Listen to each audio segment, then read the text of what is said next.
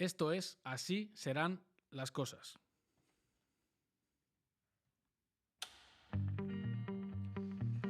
Hoy tengo conmigo a Marta Alberca, que es periodista en El Plural. ¿Qué Hola, tal? ¿Cómo estás? encantada. Tengo a Víctor Pérez Guzmán, que es analista político en 40DB, ex compañero de máster, sí.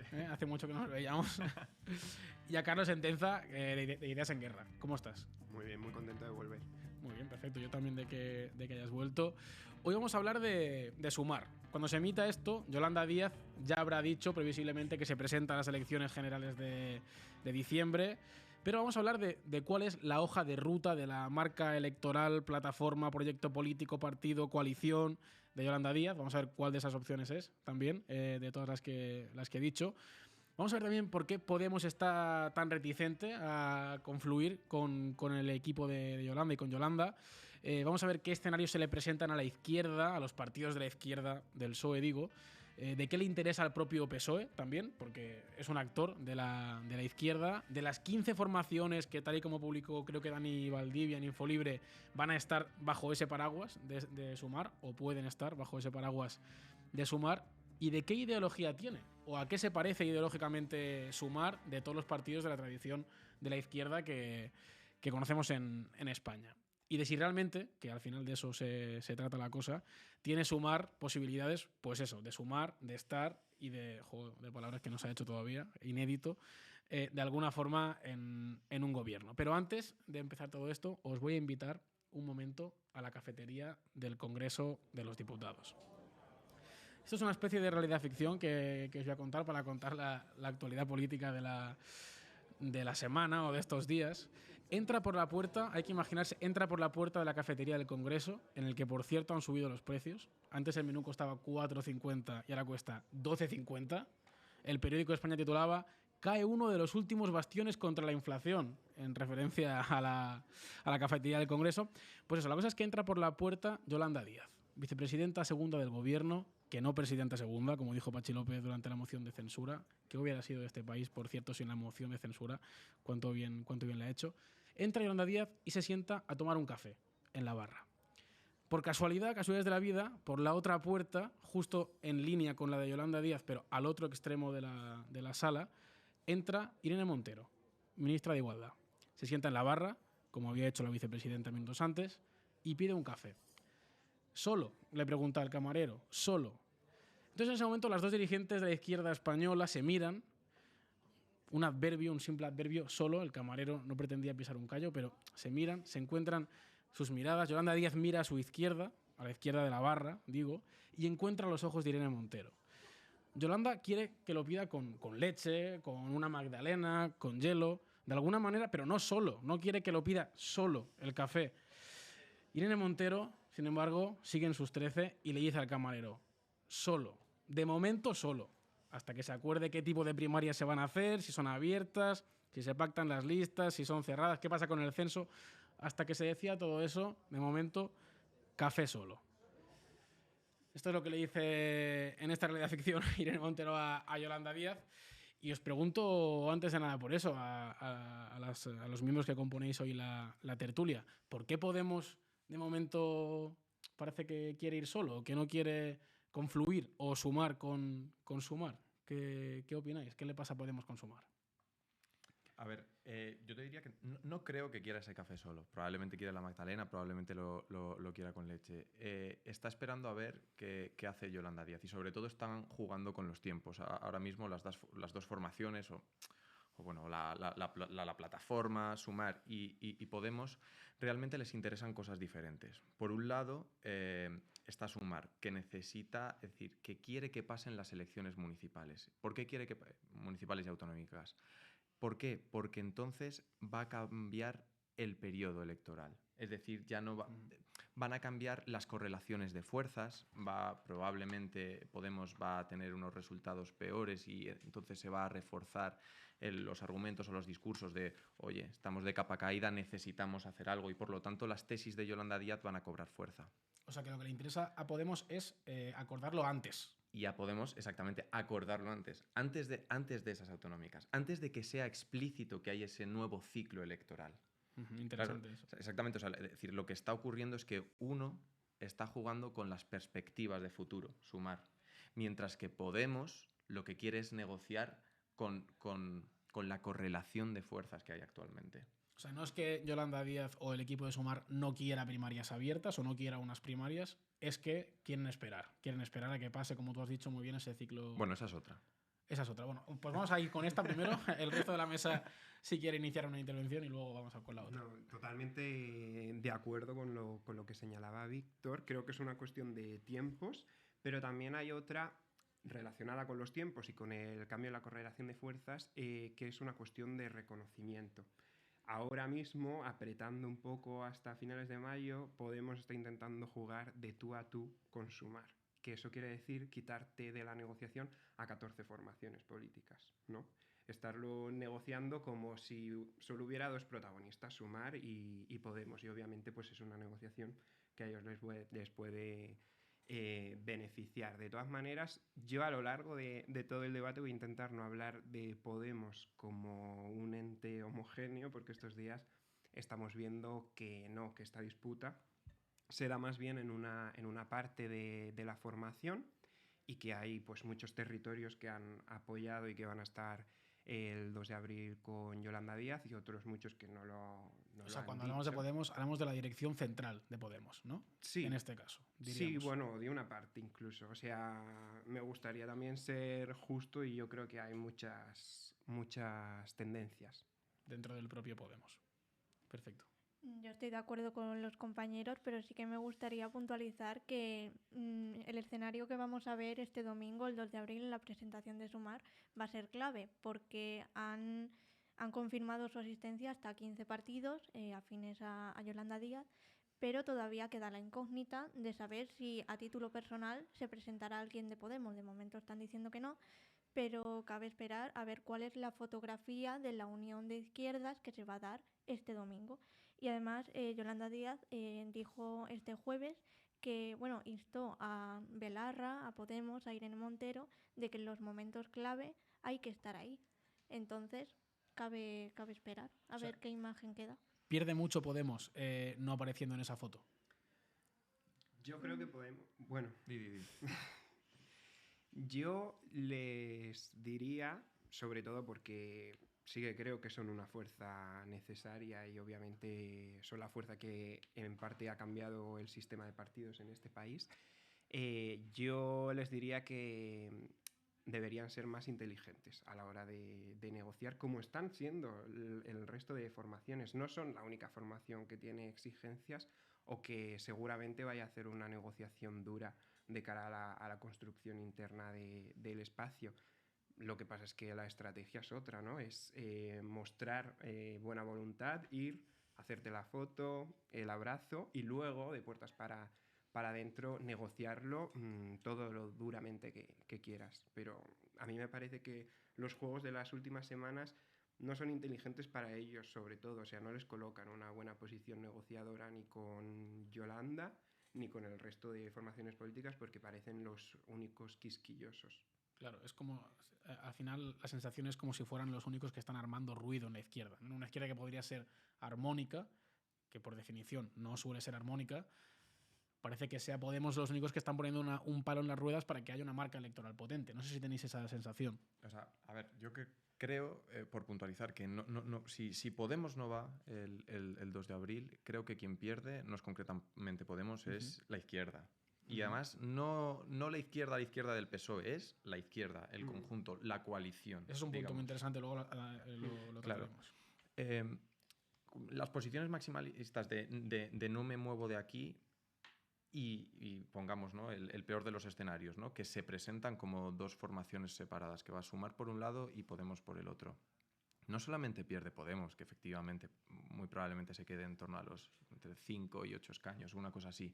Va a suponer eso una sangría a un cuerpo electoral ya de por sí reducido durante las últimas elecciones, que al final en suma va a ser que bueno, seguro que si se presentan por separado no sería muy difícil reeditar la coalición y, por supuesto, el espacio electoral a la izquierda del PSOE quedaría muy reducido y dejaría un PSOE con con la oportunidad de cooptar todo ese electorado descontento. Porque al final este tipo de disputas penalizan y hace que haya movimientos y transferencias dentro de los electorados, seguro.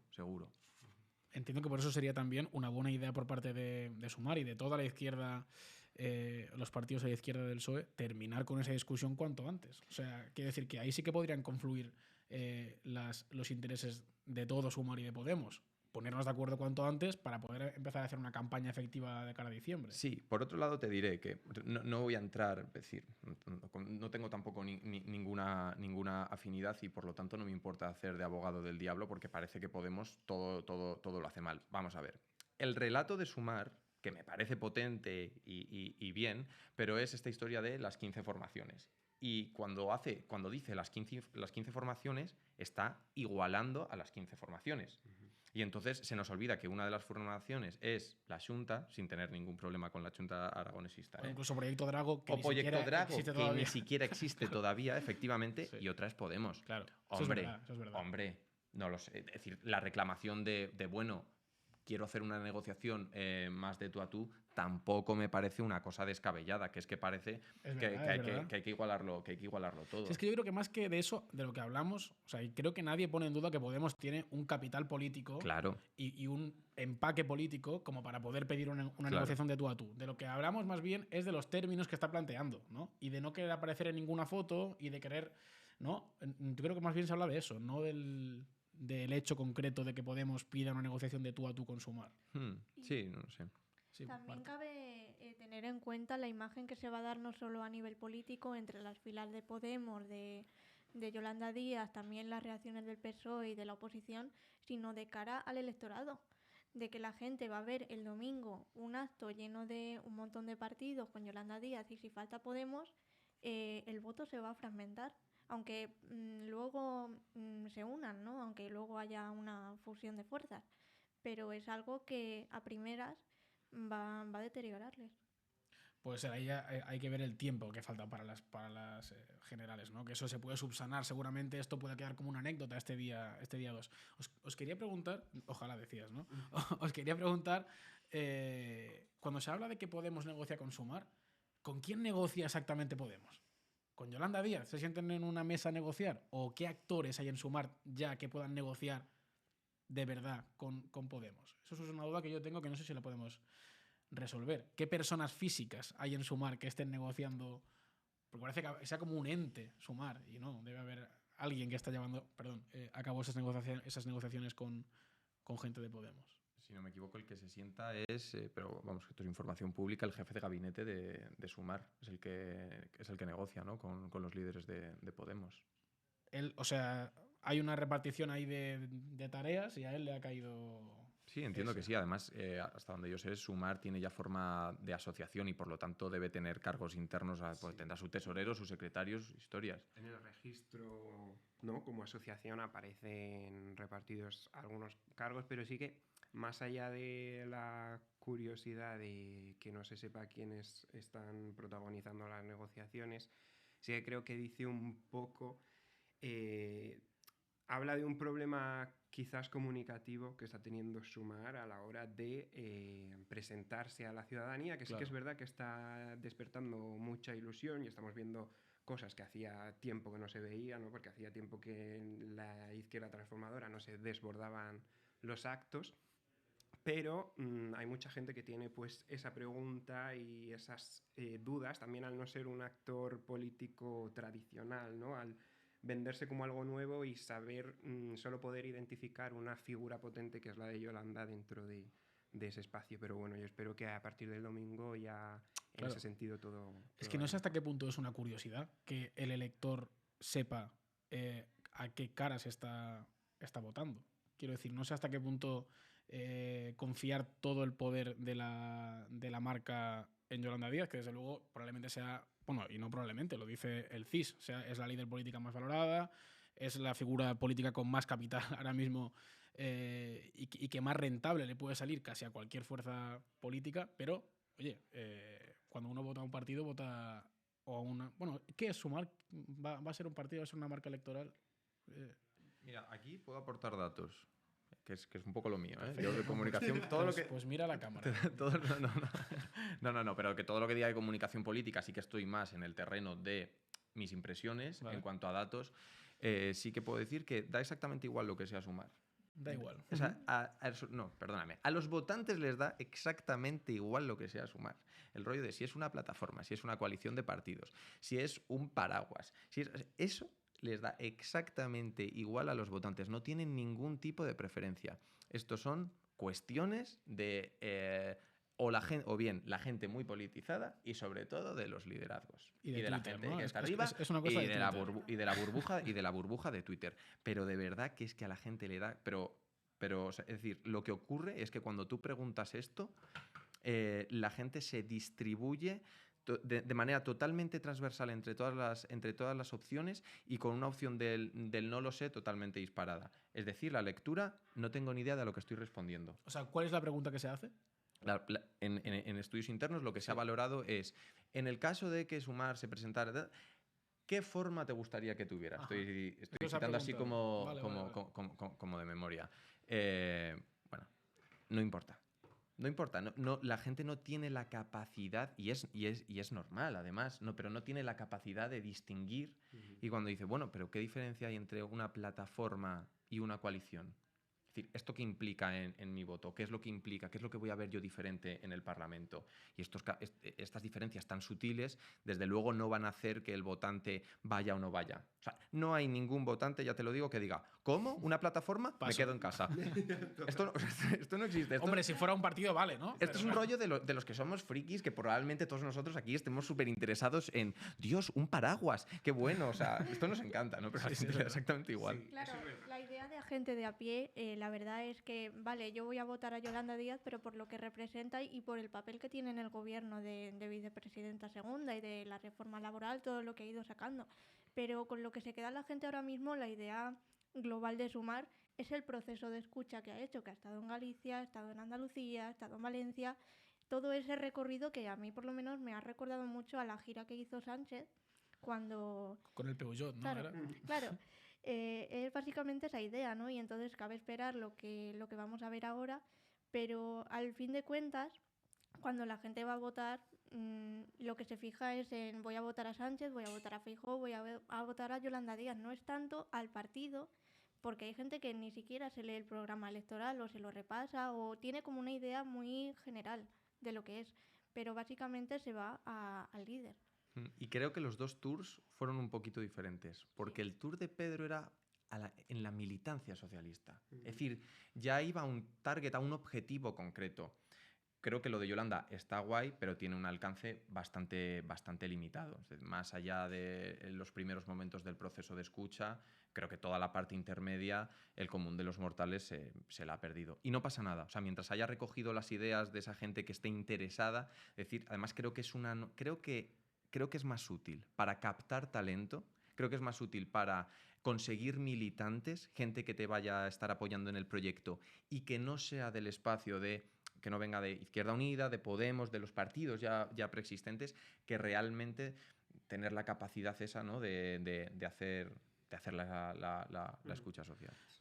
Sí, Carlos, ibas a hablar. No iba a decir, estaba de acuerdo con lo que ha dicho Víctor de que a los votantes le da un poco igual la forma jurídica que vaya a tener Sumar, pero sí es cierto que si la idea es que Sumar sea un proyecto que perdure en el tiempo, más allá de unas elecciones concretas, la forma sí que importa, porque tienes que hacer algo que sea lo suficiente, donde las fuerzas se sientan lo suficientemente cómodas como para estar más que una simple coalición electoral, que es un poco lo que yo creo que le ha fallado a Unidas Podemos, el no haber sabido transformar la unión electoral en una verdadera unión, pues, de las militancias o más de la base social, porque al final seguía estando, pues, Izquierda Unida con su militancia por un lado, Podemos con su militancia por otro lado. De hecho, pues bueno, a las pruebas me remito que muy unidos últimamente tampoco se les ve. Entonces, en esas de los próximos 10 años, pues si tu formación o tu paraguas tiene que durar los próximos 10 años, tienes que asegurarte que los fundamentos y que la construcción interna permita que la gente se sienta cómoda y que no vaya a haber fugas a futuro. Iba a Sí. apuntar que totalmente de acuerdo con lo que dice Carlos, que simbólicamente es importante. Y aquí en cuanto a la construcción del espacio, y esto o sea, un poco de lo que va el debate, es que es muy importante que más allá de el nombre o como sea, que efectivamente entiendo que simbólicamente sí que es importante, ¿no? Es construir un espacio, partido o lo que sea, donde tengan capacidad de renovar liderazgos, donde tengan capacidad, donde se pueda debatir internamente, que parece que es lo que ha fallado. Yo no digo que no hubiera voluntad en Unidas Podemos de crear un espacio donde pudiera haber debate, donde pudiera haber crítica. Lo que está claro es que los mecanismos internos para que eso se hiciera de una manera donde no se rompiera el partido no han funcionado. Eso es una cuestión evidente. No digo que el partido fuera antidemocrático, ni muchísimo menos, pero que esos mecanismos no han funcionado, seguro. Y que cuando ha habido posturas enfrentadas, sistemáticamente el espacio se ha roto. Pero aquí en Madrid, en Andalucía, en Galicia... No hay más que ver la foto del principio de Podemos y ver una foto de ahora. Desde luego, los líderes que estaban en el ajo, pues la mayoría ya no están. Permitidme avanzar un poco, vamos a ir un poco en orden cronológico. Lo próximo que va a pasar a nivel político importante en España, para el común denominador de los mortales, son las elecciones autonómicas y municipales. Hablábamos antes fuera de micros. ¿Qué papel va a tomar Yolanda Díaz en estas municipales y autonómicas? ¿O qué papel debería tomar, bajo vuestro punto de vista, pues para intentar sacar algo de ellas o no perder nada con ellas? ¿Qué papel debería tomar Yolanda Díaz? Bueno, las elecciones autonómicas en verdad son el preludio de lo que puede pasar en las generales, entonces yo creo que es una oportunidad muy importante para ir captando el electorado, ¿no? Y conforme a las alianzas que está sumando, ver qué puede pasar. Pero yo creo que es eso, una oportunidad de afianzarse como líder para el país y ir forzando sumas, ir forzando fuerzas en los distintos puntos. Claro, esa es una opción, que es implicarse mucho, otra sería no implicarse nada. O sea, ¿qué es mejor? ¿Que ella diga, virgencita, que me quede como estoy y no voy a ningún sitio y me quedo en casa, que pasen las autonómicas y luego ya me pongo yo a hacer mi campaña? O sí, voy a participar y voy a ver qué puedo sacar de esto. ¿Qué es lo mejor? A ver, las dos tienen bastantes peligros, la verdad. Por un lado... Porque recordamos que Sumar no va a las municipales y a las autonómicas. No te presentas y si empiezas a apoyar a unos sí u otros no, o en unos territorios te implicas más que en otros, te estás estás entrando en un terreno pantanoso, sobre todo mientras estás construyendo tú otra cosa paralelamente. Pero el no visibilizarte en campaña, que era lo que hablábamos antes, también hace que parezcas un líder que se esconde en los momentos más duros, que es precisamente lo que no debe hacer un líder. Entonces, para mí tiene esos dos riesgos. Yo, personalmente, si me dijeran, le diría que se involucrara en campañas muy concretas, como puede ser, pues eso, la de Colau, que despierten poca suspicacia también entre socios. No es lo mismo apoyar a Colau en Barcelona que apoyar a Mónica García o a Rita en Madrid. Y yo esas cosas las evitaría. Sí, o sea, aquí un poco el problema es que más allá de si en las elecciones generales van juntos o separados, lo que sabemos es que aquí hay áreas y escenarios donde van a ir formaciones que luego van a estar integradas en Sumar o que a priori deberían estar integradas, van a ir separadas. Por lo tanto, ¿a qué candidato apoyas? Es decir, probablemente una solución intermedia sea como intentar simplemente movilizar el voto de la izquierda y decir, oye, mira, me da igual que votes a Alejandra Jacinto o a Mónica García. Pero eso lo haces desde tu casa. Pero ve a votar. O en un meeting. Es que es complejo. Y aquí yo creo que viene una de las críticas que yo le haría a Sumar es mi sensación o la percepción de que está todo sobrepensado y requete calculado. Y que de repente...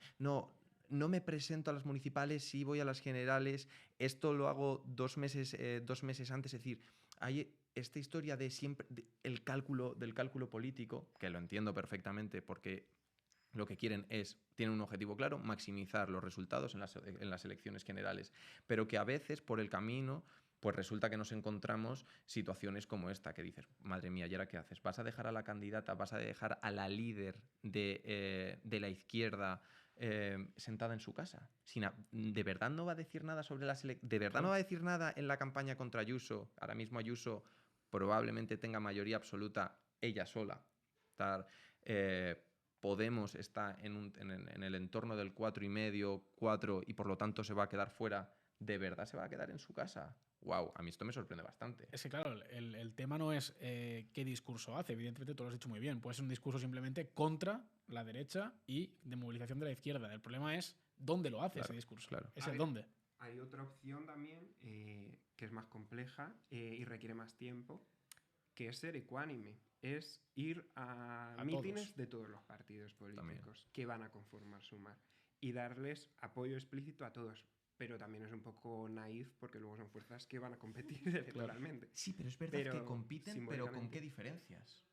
¿Cuál es la crítica que le va a hacer Unidas Podemos de la Comunidad de Madrid a Más Madrid? ¿Dónde pones el límite, no? O sea, sí, que no estoy seguro. Entre las mareas o en Galicia, en los ayuntamientos que se presentan, que se siguen presentando a veces varias formaciones, ¿dónde están las diferencias de esas formaciones? O sea, que creo que puedes hacerlo sin caer en contradicciones, ¿no? Lo que pasa que, bueno, que es difícil porque ya a nivel personal entiendo que pues tienes más confianza con unos o con otros o te llevas mejor y entonces esas cosas entiendo que empiezan a pesar, ¿no? También puede haber ahí... Claro, es que si no se llega a un acuerdo incluso... O sea, claro, el escenario de que no se haya llegado a un acuerdo entre Podemos y Sumar antes de las municipales incluso, ya no antes de este domingo, que evidentemente no lo sé, pero muy probablemente, que ya habrá pasado el domingo cuando se emita esto, no van a llegar a un acuerdo antes, pero antes de las municipales sí que habría que haber llegado a algún acuerdo, porque si no, al final, si Podemos consigue buenos resultados o malos, ¿quién se lleva la crítica o el elogio? ¿Yolanda o Podemos? Si van juntos, los dos. Si van por separado, quiero decir, antes de las municipales y autonómicas debería haber, bajo vuestro punto de vista, acuerdo entre Sumar y Podemos, o es irrelevante, o se puede esperar todavía más. Es que es un panorama que va a confundir mucho al electorado. O sea, yo creo que va a llegar un punto en el que si no llegan a un acuerdo, la gente va a decir, no sé en qué punto está Podemos, no sé en qué punto está Yolanda Díaz, no sé si están juntos, separados, y va a ser más perjudicial para ellos. Entonces deberían asentar las bases. ¿Va a haber negociaciones durante la campaña electoral de las municipales autonómicas? ¿Puede haberlas? Sí. Hombre, yo imagino que durante lo que es la campaña pura, o sea, los 15 días esos, entiendo que los equipos no tendrán tiempo para ponerse a negociar esta cuestión. En el mes de antes, ¿no? Lo que se llama la pre-campaña larga, ¿no? La que empieza ya prácticamente a partir del 2 de abril, que así sería el pistoletazo de salida, ¿no? De alguna manera a la campaña. Ahí entiendo que seguirán negociando y no creo que sea una condición necesaria que el acuerdo sea antes de las elecciones. Creo que se podría llegar después, no habría problema. Es que esto tiene un poco que ver con... A ver, es necesario un acuerdo, pero ¿de verdad es necesario en abril firmar un acuerdo sobre cómo van a ser las primarias a unas elecciones que todavía no están convocadas? Cuando hay en territorios que no sabemos quién va a ir, en qué número de la lista, ¿no? Por ejemplo, en Madrid sabemos que se va a presentar Podemos e Izquierda Unida juntos, pero no han hecho esa fusión de listas y no se sabe en qué número va a ir cada persona en la lista, ¿no? Entonces, cuando no tienes eso para unas elecciones que son en mayo, ponerte a negociar sobre el proceso de primarias para las elecciones generales a las que queda tanto, habla un poco pues de la urgencia que tiene Podemos, pero que la urgencia real y logística yo tampoco la veo. Puede ser un pacto después de las municipales perfectamente. Otra cosa es que eso altere la correlación de fuerzas dentro del espacio y que les venga peor. Avanzamos un poco más, pasan las municipales y las autonómicas, no sabemos qué va a pasar y ya pues sí que llega un momento que es totalmente imprescindible que pues se decidan si van a ir juntos o si van a ir separados. ¿Cuáles son los escenarios para la izquierda si van juntos o si van separados? Te ha tocado a ti, Carlos. No sé si porque tienes algo muy importante. No, digo que es tu momento de sacar una buenísima encuesta. Claro. A ver, el 15 es decir, o 20% si hablamos, famoso, si hablamos, sí, claro.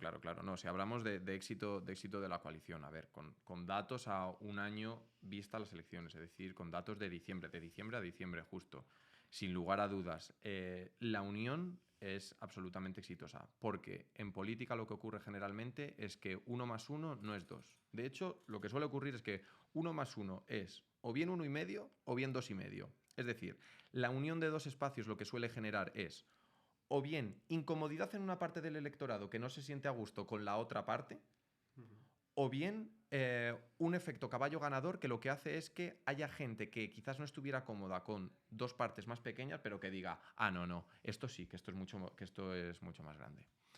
Lo que hemos visto en 40dB, que está publicado en la SER y en El País, es que yendo juntos había como 4 puntos de diferencia sobre el ir separados. Y luego, por supuesto, la penalización de ir separados es que, más allá del porcentaje de intención de voto, es cómo transformo ese porcentaje en escaños, que al final es, digamos, lo importante. Y ahí, cuando vas separado, tienes otra penalización más. Generalmente, los nuevos partidos han tenido bastantes problemas para entrar en el territorio, lo que es decir, la meseta, Extremadura, muchas provincias interiores, en general las circunscripciones que son más pequeñas, si tú vuelves a separar el espacio, vas a agravar realmente el problema. O sea que aritméticamente no hay duda. La izquierda debe ir junta a las elecciones de diciembre. Ninguna. Sí, pero por lo que decía Víctor, ¿por qué esta suma no es la suma de 2016? ¿No? De cuando el pacto de los botellines, y que de hecho pues sirvió para una parte de Podemos justificar que 1 más 1 no siempre son 2, y que juntarse con Izquierda Unida no se había traducido en un sorpaso. Sí, de hecho se dejaron 1 millón de votos. Precisamente la suma en ese caso restó. ¿Por qué? Porque sumar en este caso es una cosa diferente a lo que era el pacto de Podemos e Izquierda Unida. Y yo creo que, además de los efectos mecánicos que puede tener en el sistema electoral, tiene unos efectos psicológicos en el electorado que son diferentes a los que jugaron en aquel 2016 y que luego se han repetido en 2019. Aunque haya un sector de Podemos que insista mucho en situar a Sumar como un partido político, como el partido de Yolanda, yo creo que la sociedad no lo ve así, y que la sociedad sí que ve algo diferente. Quizás no sabe qué forma jurídica tendrá, pero sí que sabe que no va a ser una simple suma de siglas, que ya sabemos que no termina de funcionar bien en el electorado al que se van a dirigir. No funcionó bien en 2016, no funcionó bien tampoco en Andalucía, por ejemplo, que sí que se presentaron juntas muchas de las fuerzas que podrían componer Sumar, pero que el resultado electoral no fue nada satisfactorio. Claro, tirando un poquito con lo que ha dicho Víctor antes, si van separados va a ser un problema no solo para Unidas Podemos y Sumar con los resultados que obtengan, sino también por lo que es la coalición, por lo que representa. Por ejemplo, esta mañana del viernes el PSOE ha mostrado su preocupación porque vayan separados, ¿no? Quieren una unión, quieren que la relación sea monolítica. Entonces, claro, queda ver qué va a pasar. Y creo que lo mejor va a ser que estén unidos, que la izquierda no se fragmente, porque si no va a ser un batacazo para ellos a nivel interno y a nivel exterior con las votaciones. Claro, aquí es interesante porque eso pasa en muchos procesos electorales, pero aquí es casi más importante quién va a quedar tercero que quién va a quedar segundo y primero, ¿no? O sea, es muy probable que si Podemos y Sumar no van juntos, Vox pueda ascender a esa tercera plaza y la coalición que se pueda llevar a cabo sea una coalición de derecha y extrema derecha. Eso sí que es algo que tiene que tener, imagino, en cuenta Podemos, ¿no? A la hora de decidir finalmente sí sumar con sí, Sumar. Y además es una cosa que le preocupa, esto que apuntaba Marta, es que es muy interesante porque realmente hasta que se... Esto es como muchas cosas en la vida. A veces nos cuesta hacer algo y una vez que lo hacemos decimos, pues no era para tanto, no se está tan mal, ¿no? Pero hay un montón de... Y esto es lo que ha ocurrido con la coalición. Había muchas reticencias dentro del propio electorado del Partido Socialista. Ahí, o sea, que nos fuimos realmente a una repetición de elecciones porque yo no podía dormir si hacía una coalición con Podemos. Y bueno, mira, mal que bien, a ver, ha habido una pandemia, es verdad, pero que tampoco nos ha ido tan mal. Me refiero, el país no se ha destruido. Y lo importante es que eso no solamente lo tienen claro ya los líderes, también lo tiene claro el electorado. Y dentro del electorado socialista ya hay más gente, poca, pues como un 53% así, que prefiere un gobierno de coalición que un gobierno en solitario del Partido Socialista. Por lo tanto, para el propio PSOE es importante decir, vale, pues si esto es lo que quiere mi electorado, yo lo que quiero es tener un aliado fuerte, no un aliado dividido en 15. Me encanta tener a gente de datos en la mesa, un 53% o así. Sí, o sea, es como justo, es decir, está absolutamente preciso ha sido. Vale. Es que está ahí como en el margen, y esto es muy bonito de ver porque dices, mira, ya han pasado la frontera, ahora ya está esta tendencia, seguro que lo que va a ser es cada vez más intensa. Es muy interesante, Carlos. Que es muy interesante porque lo que vimos, ¿no?, a las puertas de Ferraz, que era con Rivera, ¿no?, pero nadie decía con Pablo Iglesias sí. Ahora sí que esa parte del electorado puede que entienda, quizá un poco también conscientes de la trayectoria de su partido, que son más izquierdas cuando tienen a alguien en el gobierno que cuando están gobernando solos. Pero es interesante a la hora de entender las generales como un plebiscito sobre el gobierno de coalición, que creo que por ahí es por donde van los tiros y podemos hablar un poco más, pero Sumar y Yolanda va a tener ahí un peso muy fuerte, se vio en la moción de censura y en su discurso, cómo va a centrar las elecciones en la defensa del gobierno de coalición, porque no hay más alternativa en España ahora mismo.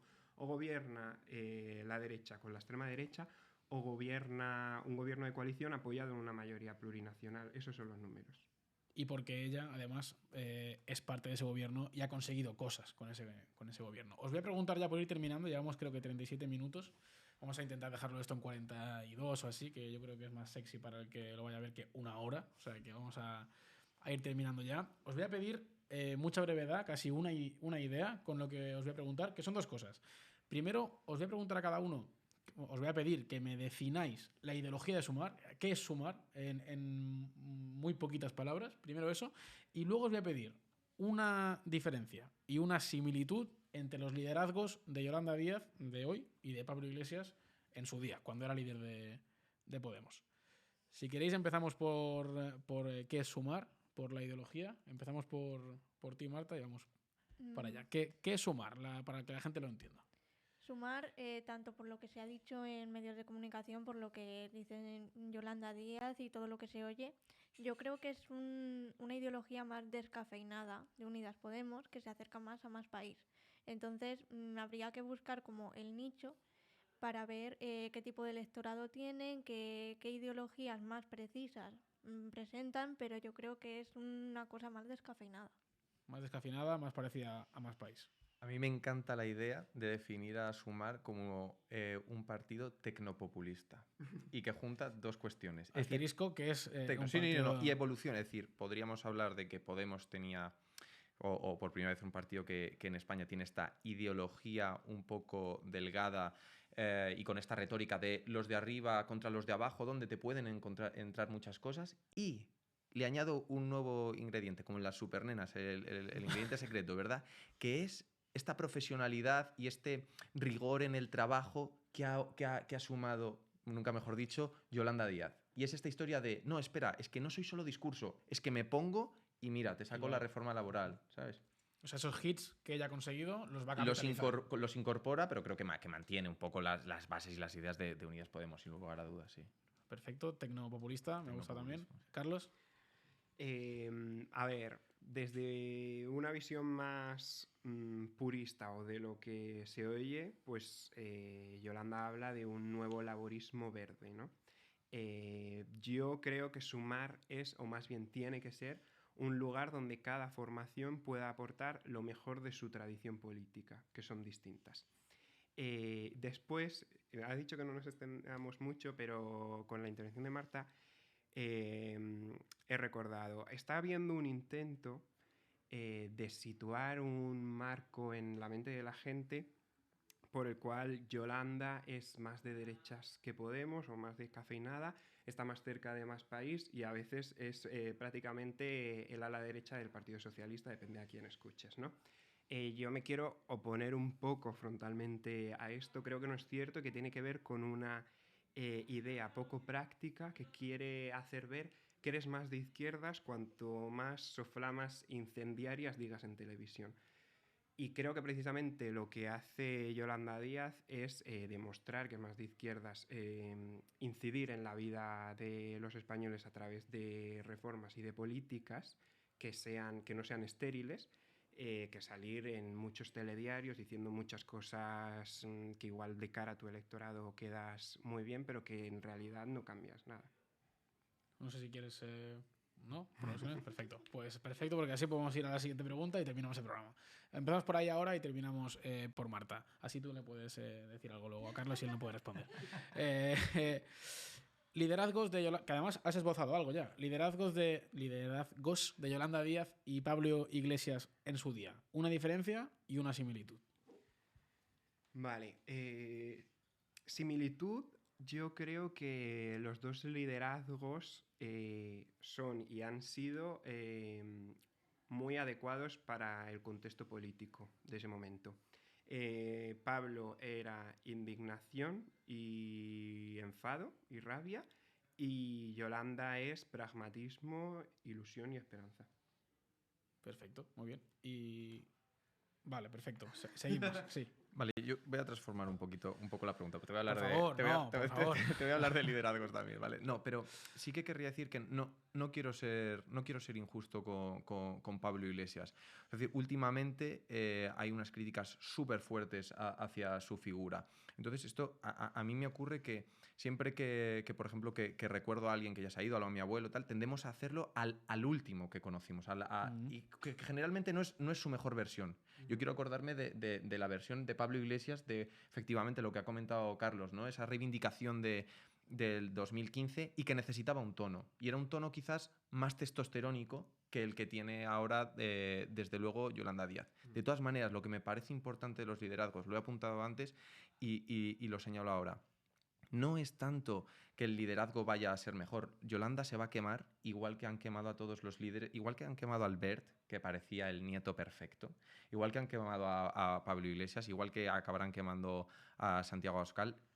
Los hiperliderazgos, porque Yolanda no deja de ser un hiperliderazgo, que a falta de militancia y de bases electorales necesitan una sobreexposición a los medios, los van a acabar quemando muchísimo, con una mecha mucho más rápida que a los líderes del PP y el PSOE. Por lo tanto, no es tanto qué tipo de liderazgo construyo, sino qué tipo de partido construyo y qué mecanismos tengo para renovar ese liderazgo. Perfecto, nos quedamos con eso. Es verdad que duran menos los líderes ahora que antes, ¿no? La sensación, ¿no? Felipe, el felipismo era un hiperliderazgo. A ver, si cada día te sacan... Vamos a ver, ¿quién no la caga? ¿Cuántos clips me podrán sacar aquí diciendo una gilipollez? Y he venido un día a un podcast. Ninguno. Y he venido un día a un podcast. Imagínate a golpe de tweet, de noticia, de clickbait, claro que te queman. No, claro. Más allá breve, de las breve, redes sociales. muy breve. Todo líder importante en una transformación política, que es lo que ha vivido este país en los últimos años, se quema antes. Vale. Eso es sí. Y no solo se queman las redes sociales, sino en el Congreso, con ahora mismo cómo está el panorama político, es que son el tira y afloja entre unos y otros. Y los cortes que te sacan del Congreso, que es verdad. Una diferencia y una similitud entre Pablo Iglesias y Yolanda Díaz. Bueno, voy a coger un poquito los puntos que han dicho Carlos y Víctor y entre diferencias yo creo que Yolanda Díaz y el resultado de Sumar y todo esto es la respuesta que se da un poquito al hartazgo de lo que ha sido el conjunto de Podemos, ¿no? De tanto mensaje combativo, de hartazgo con lo que fue... cuando nació la formación, ahora que Yolanda Díaz esté dando como una esperanza, una nueva ilusión y que todo eso pues se quede ahí, ¿no? Entonces, la diferencia también... la similitud, perdón. Sí. La similitud yo creo que se basa en eso, de que tanto Podemos como Sumar, sus principales dirigentes nacen como de una izquierda muy arraigada y que al final han tomado caminos distintos.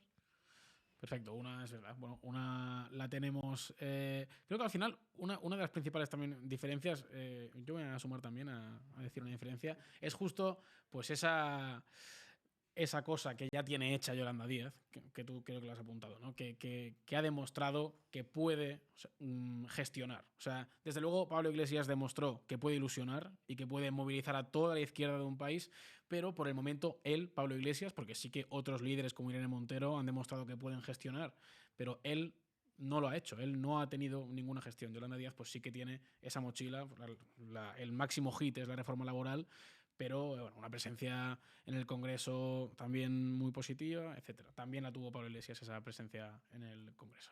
Oye, pues ha sido muy interesante. Creo que hemos hecho una radiografía bastante exhaustiva de lo que es Sumar. Muchas gracias, Víctor, por venir y por reencontrarnos. A ti. Y Carlos, también os esperamos a los dos más veces. Marta, también te esperamos más veces. La pata periodística de la mesa de hoy.